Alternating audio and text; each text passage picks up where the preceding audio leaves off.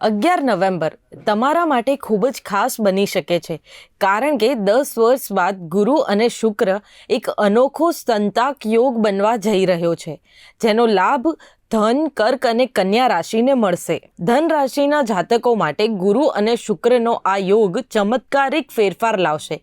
કારકિર્દી, વ્યવસાય અને નાણાકીય સ્થિતિમાં સુધારો થશે.